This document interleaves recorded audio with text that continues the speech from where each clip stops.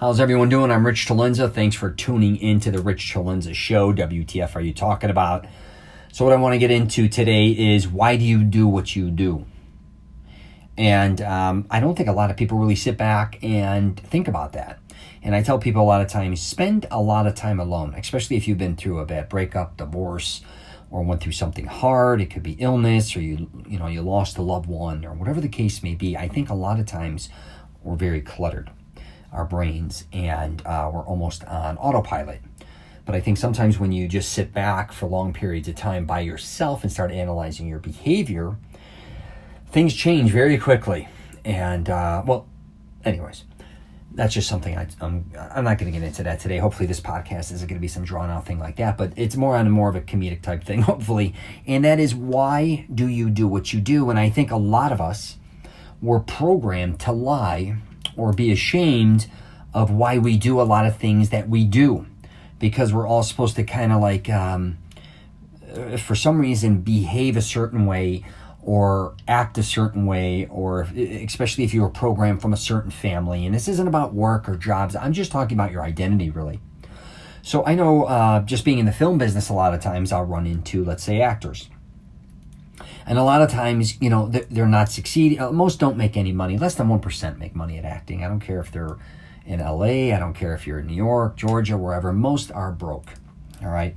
Very few make money. And that 1%, that includes all the big dogs, the two Toms, Tom Hanks, Tom Cruise, Denzel, all of them.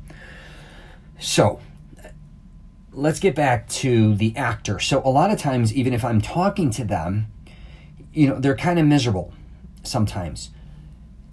And when you get to the core of it, I used to say, and this goes for, I actually learned this years ago with my dad with his comedians, that he would book his comedians. And actually a lot of comedians, I realized, I thought they'd be funny all the time. Quite the opposite. A lot were introverted. They weren't funny. They were actually more serious. A lot of them used to just sit around and have drinks. They were introverted. So different than what I thought they were, because I only saw them when I was younger on stage. And they would blow you away, and then they'd come off stage and sit by themselves. And that even means a lot of well-known comedians that I used to see when I was younger. One that was, before he broke out, was like Andrew Dice Clay. My dad didn't book him, but I went and saw him at a very young age. And I thought, he was this tough guy, and we loved him, me and my dad, originally. And that was like when he came out with his Hickory Dickory Dock stuff, when he was on the Rodney Dangerfield special and stuff. So we went and saw him at a small venue, Park Avenue in Orlando, Florida, off the trail. And then I seen him perform, and I've seen a lot of comedians perform before him, but I didn't expect him to be as quiet and just so very respectful of everybody. And I realized, wow, that's a performance, obviously. And I was kind of caught off guard, because I always knew comedians were performing, obviously. But to make a long story short, back to the actor, a lot of times we do things, we just don't want to admit why we're doing them.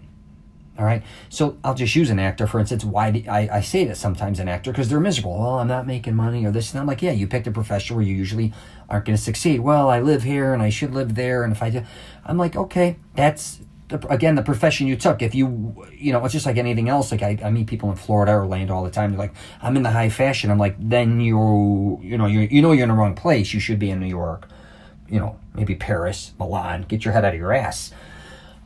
But back to the actor. A lot of people go into things because I think they don't want to acknowledge why they're doing them. So one would be, a lot of times, and this goes for musicians, I'm using artists, and this can relate to a lot of people out there, just not people in the arts or in the film industry. I just do that because that's kind of what I was around for a long period of time. And especially with people that want to be in the arts or be famous, hypothetically, why do you want to be famous? Or why do you want to be on screen? Are you acting, or are you playing music because, one, you want to get laid? Okay. Two, do you want attention? Okay. Do you want to be loved? Do you want everybody to worship you?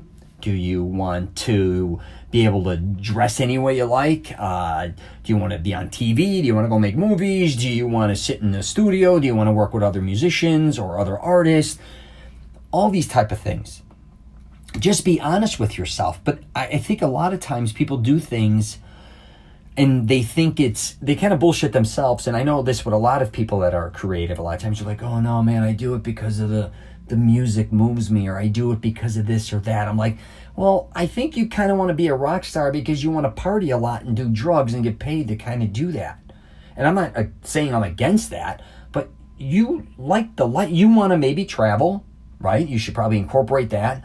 You want to go to, all these different places and experience all these different things, right? Play music, stand on stage, or sit in a studio, or whatever your fantasy is of what being a rock star is. You know what that is, but you don't want to acknowledge that or admit that, is what I should say. And that can go for a lot of people, not even people in the arts, like I said. A lot of people I know, like even guys, when I was younger, they were bouncers. I'm like, why are you a bouncer? Because some liked the job, some hated it. I'm like, are you a bouncer because you want to be around a lot of women? Well, yeah, kind of. All right, well, just say that.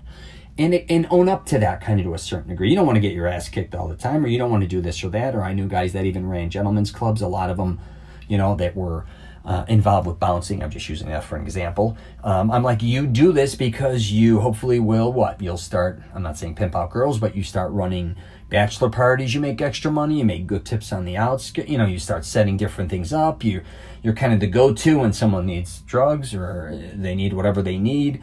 You want to be in that position for that reason. You're not just a bouncer saying, hey, I'm here to watch the nightclub. And I'm not saying you're supposed to publicly be, say these things.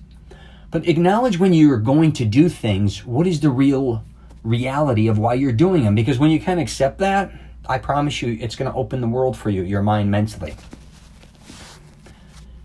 And it's kind of funny because when you first start doing things, I realized, I wanted to make movies because I was obsessed with making movies. Me and my dad would go to the movies all the time.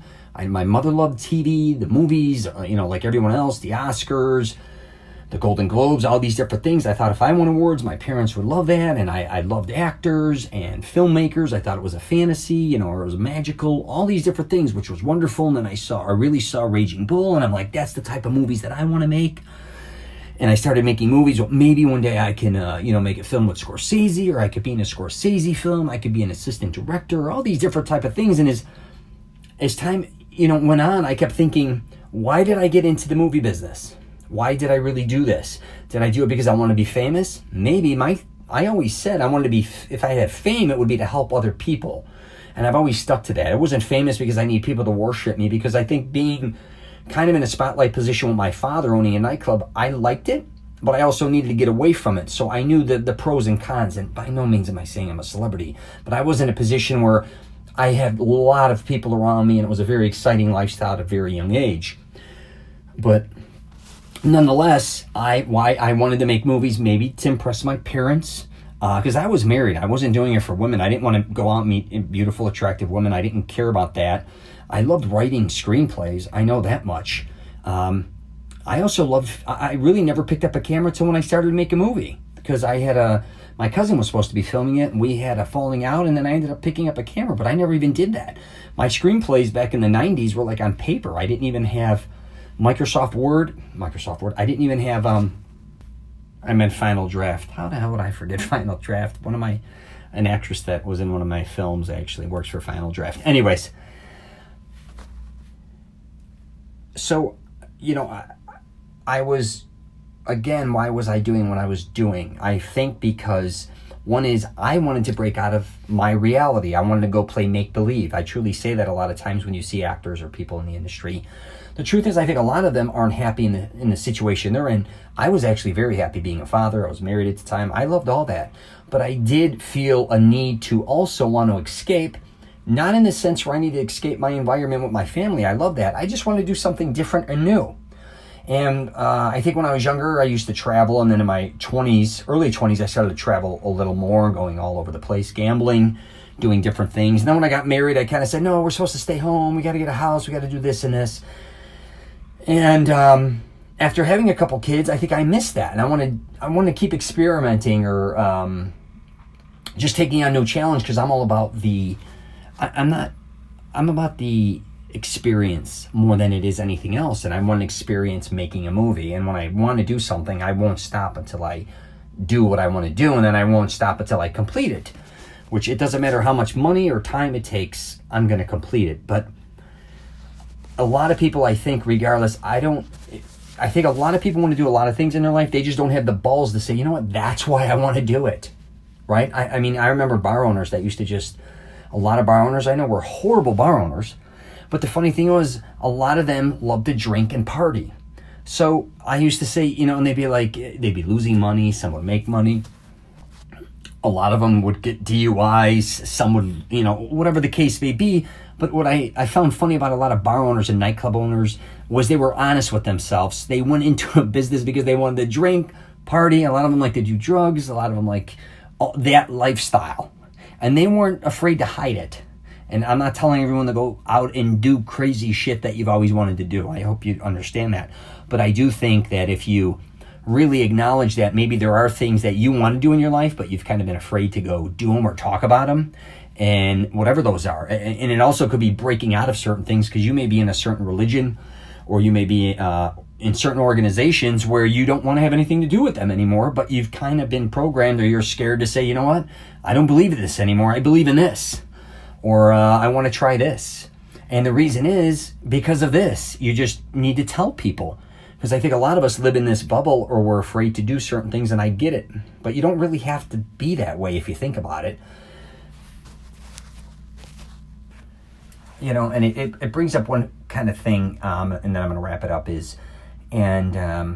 remember one time with a bunch of my colleagues and stuff, they, you know, you're at a convention, and then a lot of people want to go out and party, and a lot of them want to go do things that they wouldn't do, or they're trying to hide, and I get that as well. But a lot of people, I realize, they want to experience things, and they restrict themselves, and then they're kind of miserable.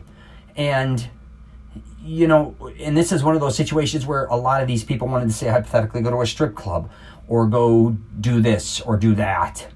And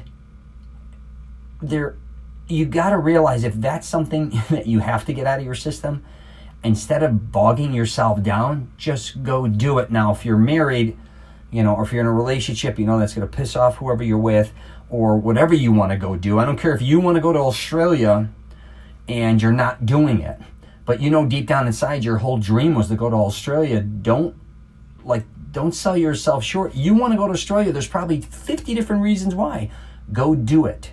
Be honest. If you're dating someone, or you're married, and say you want to go by yourself, or even spend money where both of you go, you're like, I'm going to go to Australia because of this, and this, and this, and this. Don't pretend like and say, well, you know, I always want to go to Australia, but, you know, it's too far away. Forget it. No, don't sell yourself short. So, anyways, that's all I'm going to get into regarding this today. But please don't lie to yourself. I mean, that's just the bottom line.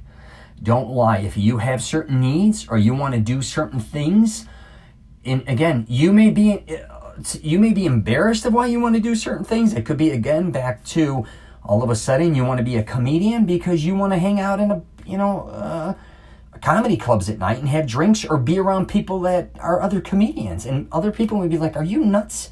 You can't get involved with that lifestyle. You're this or that or whatever. Well, that's why you want to, you know, I do want to do that. Or I want to start taking up Pilates, hypothetically, and you're a dude, and a lot of people be like, not a lot of dudes do Pilates. They do, but it's not as common. But you could be like, well, I want to do it because of this, this, this, this. You just want to do it, right?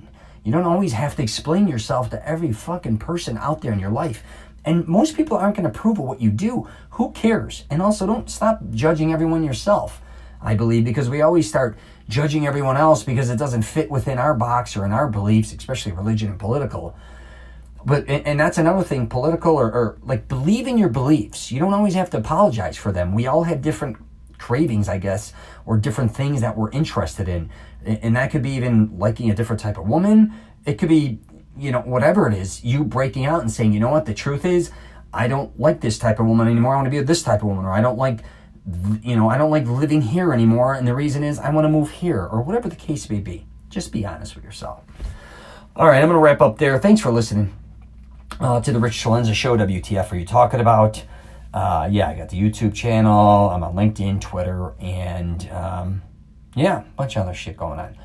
So, all right, take care, and I wish you nothing but the best.